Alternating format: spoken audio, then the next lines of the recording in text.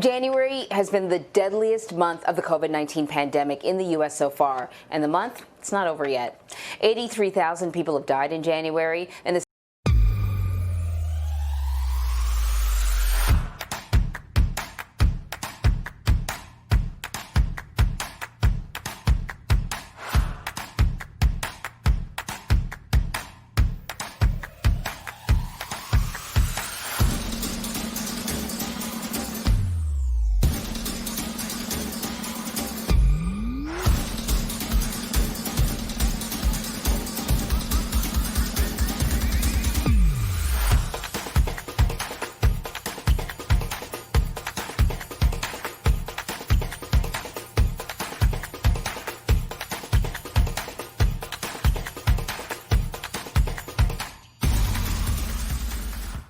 CDC projects another 85,000 could die in the next 3 weeks. Dr. Nissola is a medical expert, immunotherapy scientist, and an advisor for COVID Act Now, a nonprofit that provides data on the pandemic in the U.S. And he's here to break things down for us. I always sort of struggle with immunotherapy, but Dr. Nissola, I'm glad you are here. These numbers are really disturbing. And yeah, you know, and it's funny because, Vlad, we repeat these numbers, and I feel like we say over and over again, oh, you know, these are record-breaking numbers. It's worse than it was before. And it's just, it's sadly repetitive. I want to play a little sound from the new head of the CDC yesterday talking about this pandemic and how they are responding to it. Now is the time to remain vigilant. If we continue in the current trajectory, the CDC most recent national ensemble forecasts predicts that 479,000 to 514,000 COVID-19 deaths will be reported by February 20th, 2021.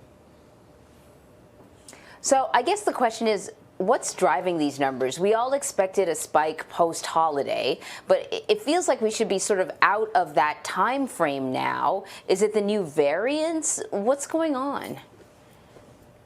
Yeah, again, thanks for having me. I wish I had better news to share. Unfortunately, what we saw yesterday from that press briefing is correct, is true. The case numbers are extraordinarily high.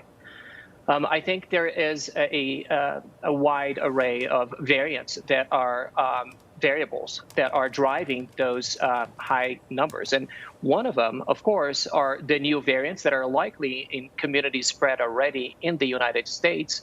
But also, you know, the response to COVID, it's not standard across states. And people are still crossing state lines and traveling and carrying them with them, the virus. So even though a state perhaps is doing their best to stay at home and to flatten the curve, some others are not. And until we have hotspots in the country and elsewhere, we're not gonna be able to control this pandemic. I think there is another layer there too, which is in regards to the four-tiered color-coded system that some states have in place that are very hard to understand and very hard to keep up. If you ask the average American which color your county is it today, is it purple, is it blue, is it green, is it yellow? We don't know because it changes and because it's not standard. So I think we've spoken about this in the past, and I'm hoping to see some more standardized approach to this warning system as far as the case rates go, because we're still needing to flatten the curve, and we're already a year into this. So to me, it's pretty clear that folks at home are not understanding what governors are trying to do. And when you look at California, for example, 1 in every 6 Californians are illiterate. Are they understanding this puzzling, complex, four-tiered, color-coded system of opening businesses and closing businesses? And again, are we still talking about reopening indoor businesses while we are seeing thousands and thousands of deaths a day? Is that even a conversation? So I think there's a lot of work to be done there. So, Doctor, a team from the World Health Organization came out of quarantine in Wuhan, China today. And now they're starting to investigate the origins of the COVID-19 pandemic. So what exactly is this team looking for? And how would they identify how this virus came to be?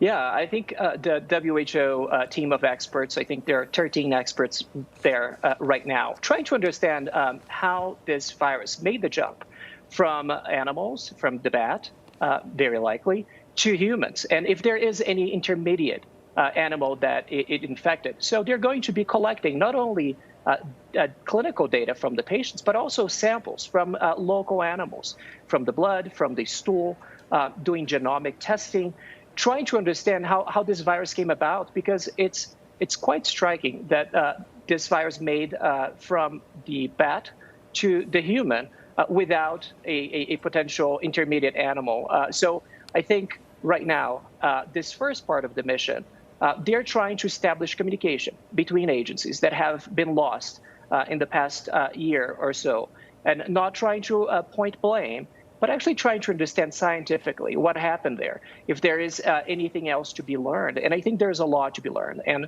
I think they're not going to leave any stone unturned. They're not going to have a lot of time, though. I think they had a 1-month visa, is what we learned this morning, and clearly they spent 2 of those weeks in quarantine. But I want to ask you about something else that I had never heard of. So as people are getting these vaccines, we have heard that some people sort of get a sore arm as a side effect, and there has been talk about using over-the-counter pain relievers ahead of time to avoid that pain. I never heard that the pain was particularly significant, but maybe for some people it is. There's also the issue of whether or not if you take these pain relievers, it will lower your immune response to the vaccine. Have you heard that?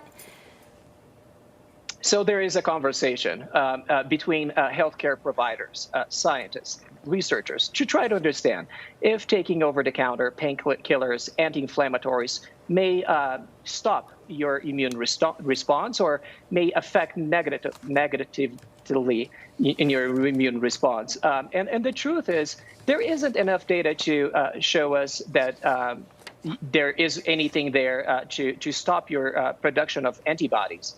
But again, pre-medicating is not something that we recommend. I think we live in a nation that medicates at an extent that it's absurd. We need to acknowledge that. We also need to acknowledge the fact that not every single pain you have, you must take a pill for it. But again, if you are experiencing a side effect from the vaccine, you should talk to your doctor, and he should medicate you, or she should medicate you, or they should medicate you. But again, self-medicating is never a smart choice.